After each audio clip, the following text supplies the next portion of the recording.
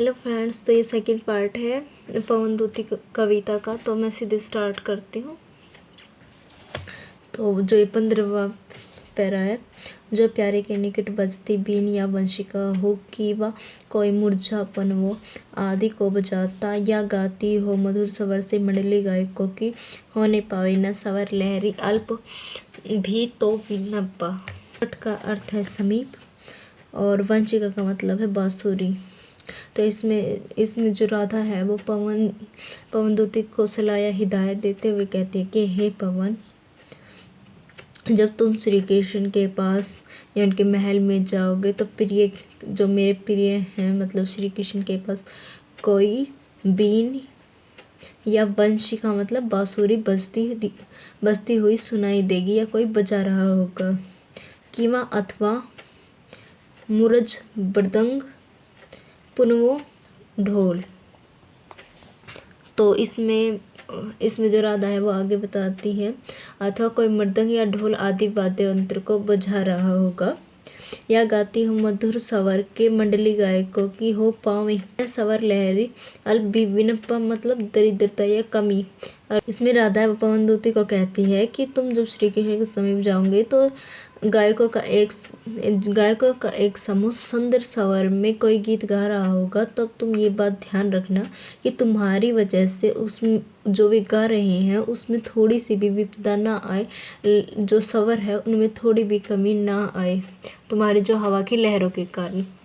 तो मैं दोबारा बता देती हूँ। तो इसमें जो राधा पवनदूती को कहती है कि जब तुम श्री कृष्ण के पास जाओगे तब कोई बीन या बांसुरी बज रही होगी अथवा मृदंग या ढोल की आवाज़ तुम्हें सुनाई देती होगी।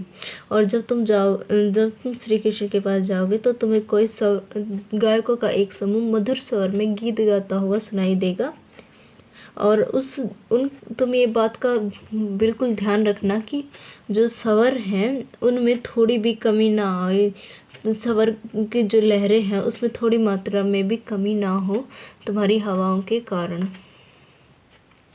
तो अब आगे हम 16वें पैरे। तेरे में है ना यह गुण जो तू व्यथाएं सुनाए, व्यापारों को पखर मती ओ युक्तों से चलाना। बैठे हो निज सदन में मेघ सी कांति वाले, तो चित्र को इस भवन में ध्यान से।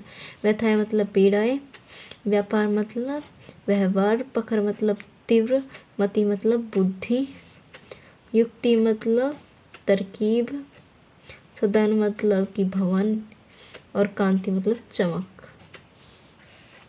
तो हम शुरू करते हैं। जो राधा है वो हवा से कहते हैं कि जब तुम श्री कृष्ण से मिलो तो उससे पहले जो सावधानी बरतने के निर्देश है वो पवन को राधा देते हुए कहती हैं।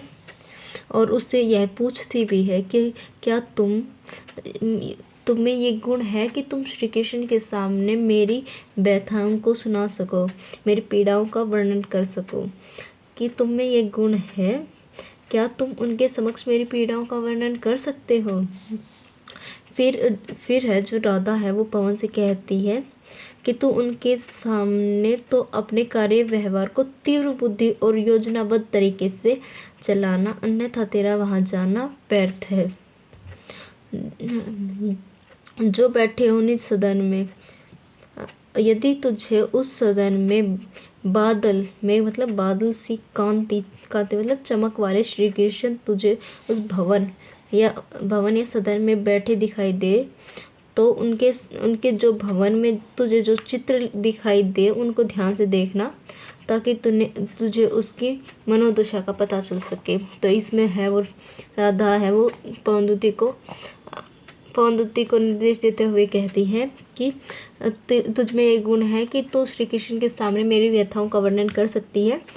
तुम श्री कृष्ण के सामने अपने कार्य व्यवहार को तीव्र बुद्धि और योजनाबद्ध तरीके के साथ चलाना, अन्यथा तुम्हारा जाना वहाँ असफल होगा।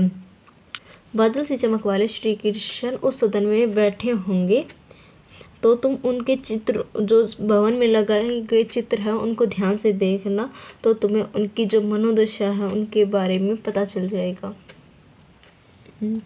17वां पैरा है।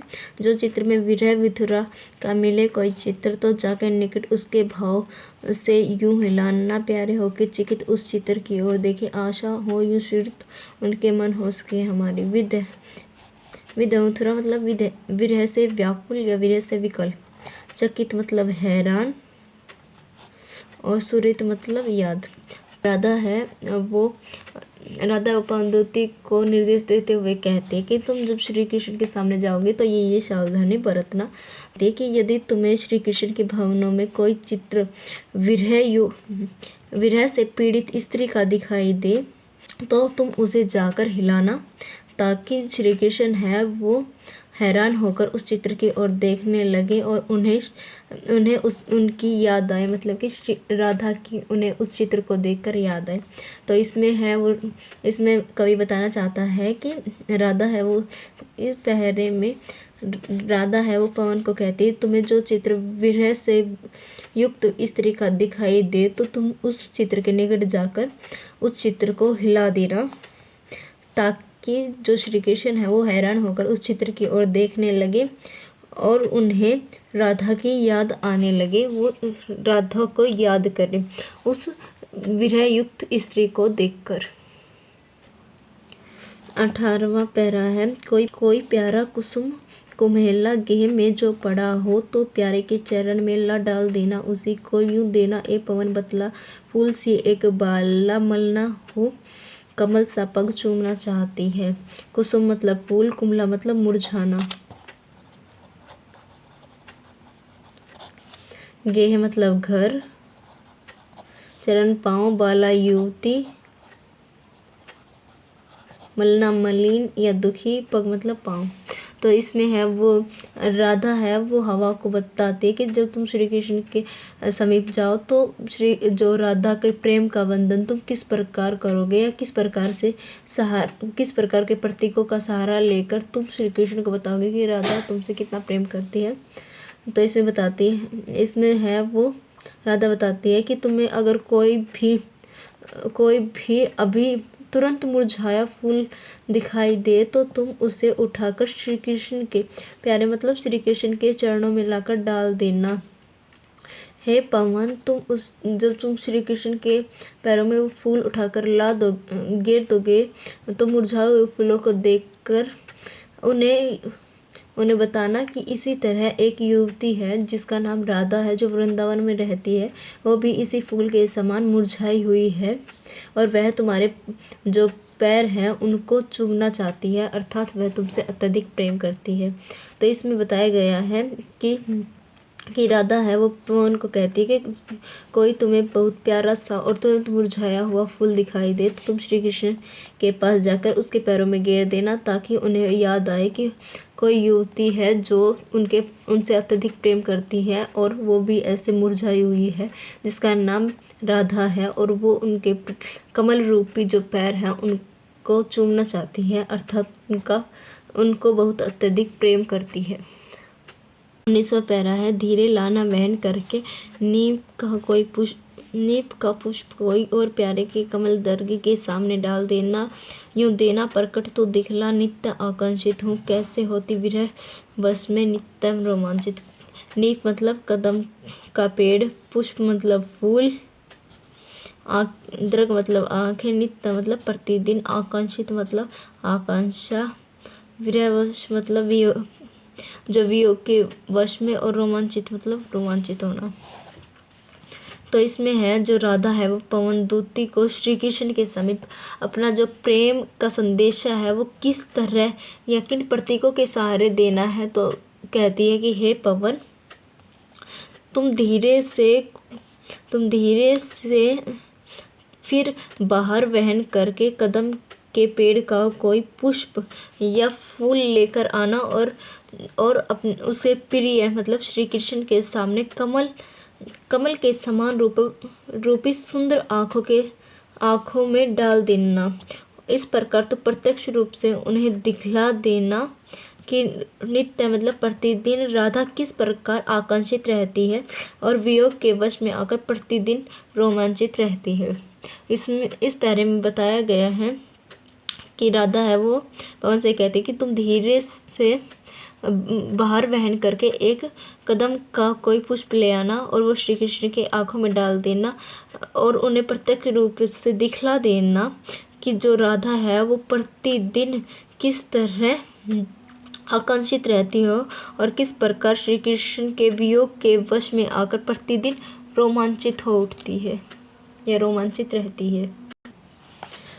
20वें पैरे में है, सूखी जाती मलिन लतिका जो धरा में पड़ी, तो पाँव के निकट जाके शाम केला गिरा देना, यूँ सीधे प्रकट करना प्रीति से वंचित हो, मेरा होना अति मलिन ओ सूखते नित्य जाना।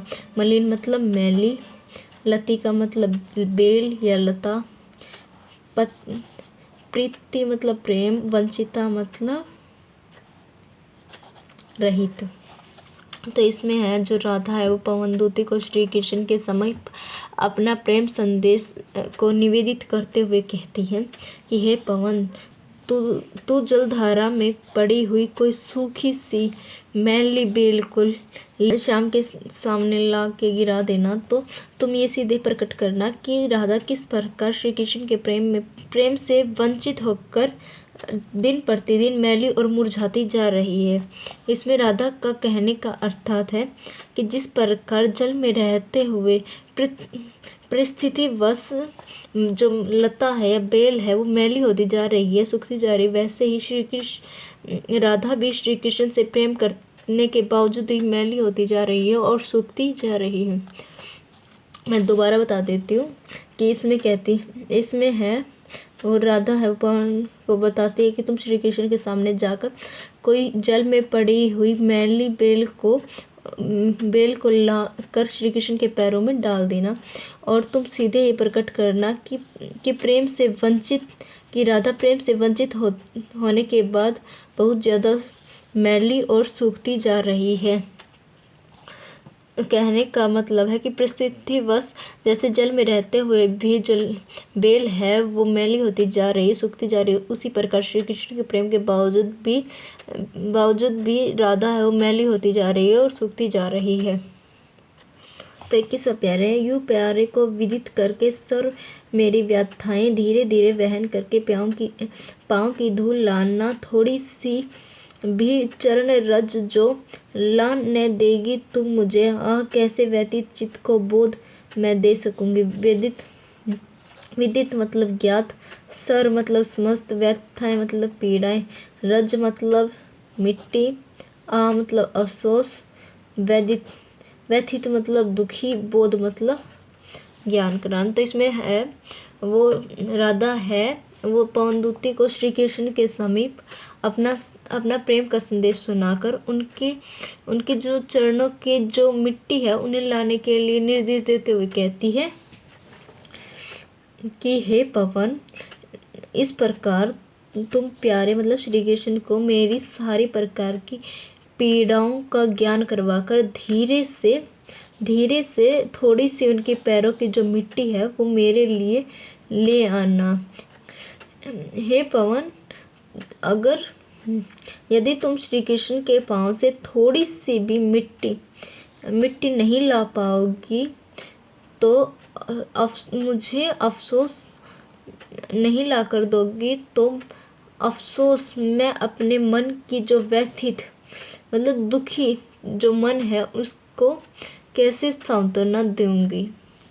तो इसमें जो राधा का कहने का मतलब है कि तुम अगर श्री कृष्ण के पैरों की अगर थोड़ी सी भी धूल ला दोगी तो वह अपने जो मन है उसको जो विरह की जो व्यथा हो रही है मन में उसको थोड़ी सी शांति मिलेगी।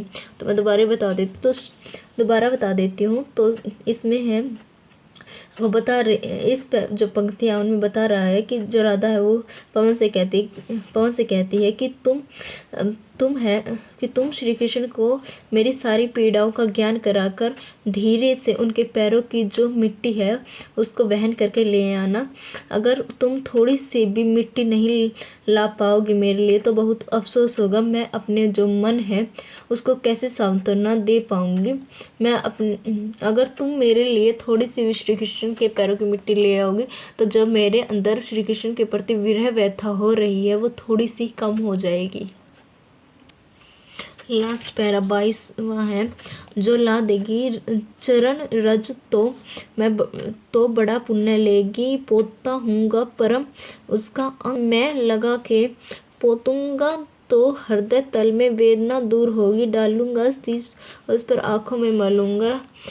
चरण रज मतलब पाँव की धूल, पूता मतलब पवित्र, पोतूंगी मतलब रेंगना, वेदना मतलब पीड़ा।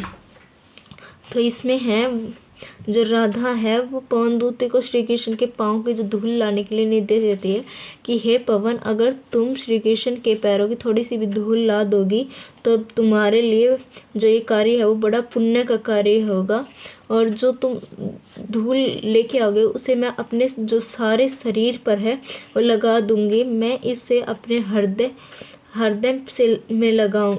पे लगाऊंगी और इससे जो मेरी सारी वेदनाएं हैं वो दूर हो जाएंगी। डालूंगी मैं सिर पर, और जो तुम मिट्टी लाओगी उसे मैं अपने जो सिर है उस पर भी डालूंगी और उससे अपनी आंखें भी मल लूँगी ताकि जब मेरी विरह वेदना है वो शांत हो जाए। तो इसमें जो राधा है वो बताना चाह रही है कि अगर तुम मेरे लिए श्री कृष्ण की थोड़ी सी मिट्टी लाओगे तो तुम्हारे लिए पुण्य का काम होगी। मैं उससे अपने अंग सारे शरीर के ऊपर लगा दूंगी और मैं अपने हृदय से लगा कर रखूँगी। इससे मेरी वेदना है वो दूर हो जाएगी और उस मिट्टी को मैं अपने सिर पर डालूँगी, आँखों में मलूँगी। इस तरह मेरी जो विरह वेदना है वो समाप्त हो जाएगी।